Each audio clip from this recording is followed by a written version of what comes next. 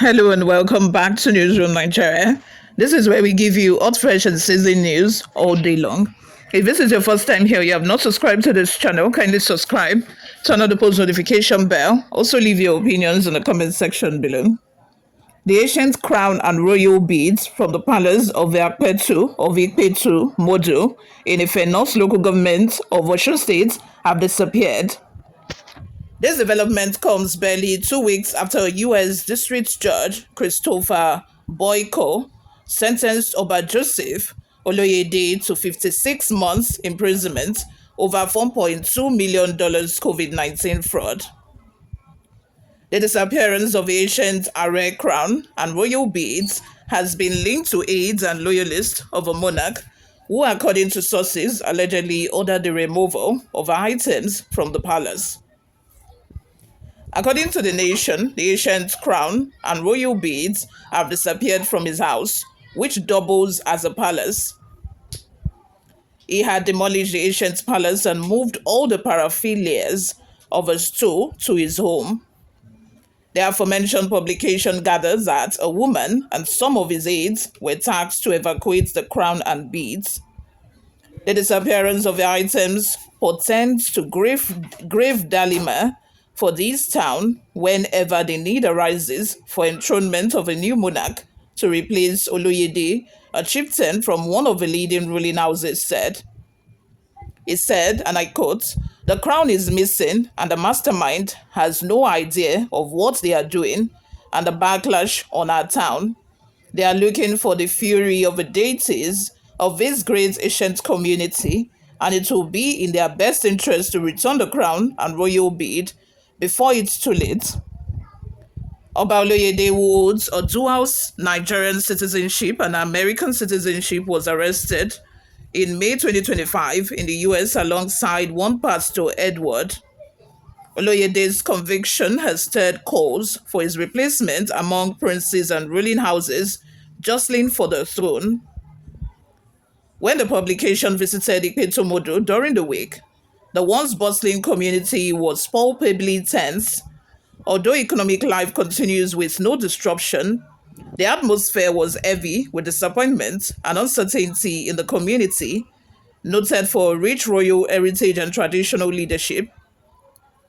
Streets and markets were abuzz with commercial activities amid hushed conversations as residents weighed the shame and embarrassment against their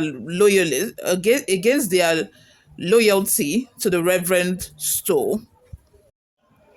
Before we go, my people, let's take a look at some of the reactions we got online.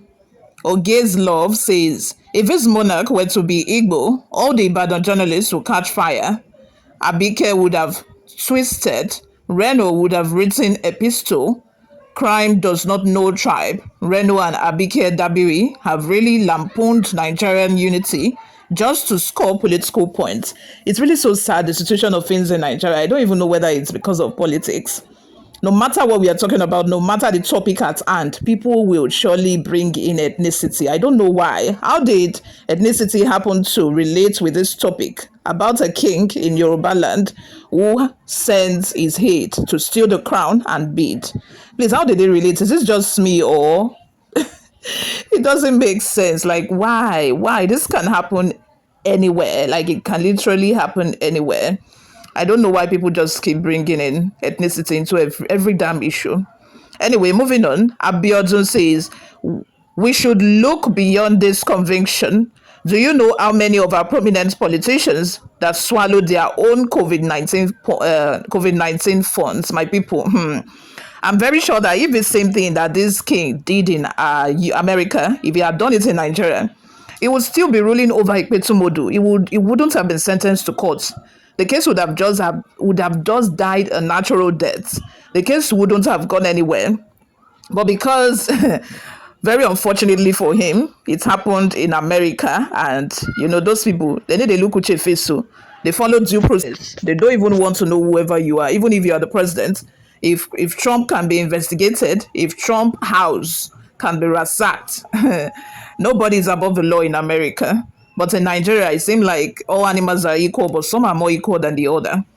Very, very unfortunate for him that, it happened in America. Olalekan Shem Semiu says the man was imposed on his people by the Osun state government and the corrupt kingmakers. If the Osun state government wants to replace him today, they would do it with or without the crown, but they are not replacing it yet because they have other hidden agendas. It's my state and I know what I'm saying. The fact that, this king can commit this kind of atrocity, he shouldn't even be allowed to come back. It shouldn't. The Osun state government needs, right now, they need to be doing everything they can to make sure that another person is nominated in his place. He cannot go to prison and come back. It's Olongbo, like, it has never been heard of like that. It has even never been heard of that a king will go to prison in the first place. Not to talk of you go to prison and still expect to come back to your throne. Hey, for where? That's not possible. Jide Ogidon says, a criminal will always be a criminal. Does he hope to come back to the throne after his release? I'm guessing that is what he's hoping for. He's hoping that that's what will happen, and that can never happen. He has been sentenced to 56 months. That's over 2 years. 2 years or over 3 years in prison, and you hope to come back. Okairo says, Abike Dabiri Arewa needs to hear this from a tribe, not Igbo. Joseph Dayo says, how someone in jail term can get access to phone. This is a wonderful criminal. Royal says, a Yoruba first-class Oba from Osun State arrested for COVID-19 fraud recently by FBI, crying. The worst part is that the man is fat. Go scatter in yash before he return. People are so funny. Ava says the reason why all this is happening is because the kingmaker and most of the people are not working with the oracle again. President or governor chooses kings themselves, which is not proper. Dennis Oye says, it shall not be well with this thief called king. Yoruba has downgraded themselves to be putting abroad returnee on throne. I think it has now become a pattern in Yoruba land that it must certainly be somebody who is abroad. I think it boils down to the fact that most people think that traveling abroad is an achievement. Like if you have traveled abroad, it means you have something to offer. It means you bring a lot to the table. It means you are successful in whatever your endeavor is. I think it's now becoming a trend where in Yoruba land, it's now abroad returnee that is now becoming king. I don't know if there are no qualified candidates in Nigeria who grew up in Nigeria, are successful in Nigeria to become king. I don't know, but I think it's now becoming a trend. Let's have your thoughts and your opinions in the comment section below. Let me know what you guys think on this. Thank you very much for always listening and watching. I'll see you all in my next video. Bye for now.